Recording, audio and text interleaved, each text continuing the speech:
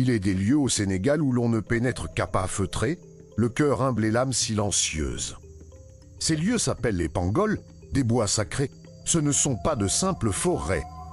Ce sont des cathédrales de verdure, où les racines des fromagers géants plongent dans la mémoire de la terre. Dans les Pangols, chaque feuille qui tremble est un murmure d'ancêtre, chaque ombre qui danse est un esprit gardien. La loi est ancienne et immuable.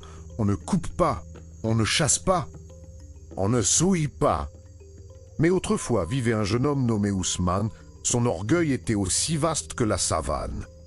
Il se moquait des anciens, de leurs prières et de leurs offrandes. Il riait des esprits et des traditions. Je suis un homme moderne. Je ne crois qu'à la force de ma hache.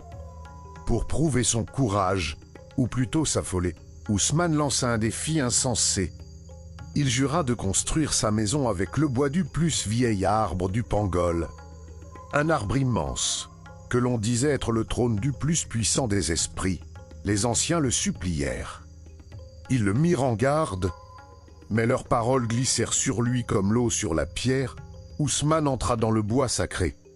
Aussitôt, le chant des oiseaux s'éteignait et les roues, le vent s'arrêta. Un silence lourd, oppressant, tomba sur la forêt.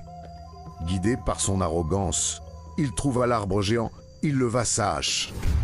Le premier coup résonna comme un cri et de l'écorce ouverte. Ce ne fut pas de la sève qui coula, mais un liquide rouge, épais.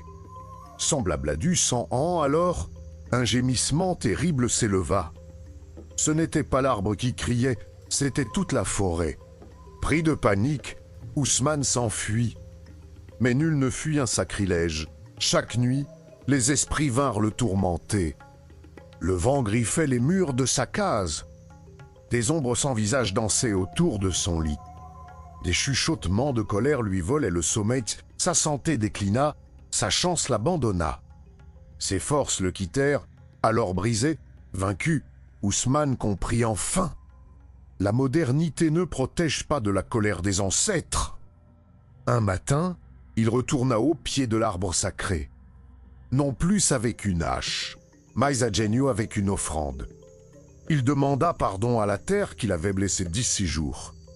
Les Pangols sont respectueux, car les esprits n'oublient jamais. Et la forêt regarde toujours.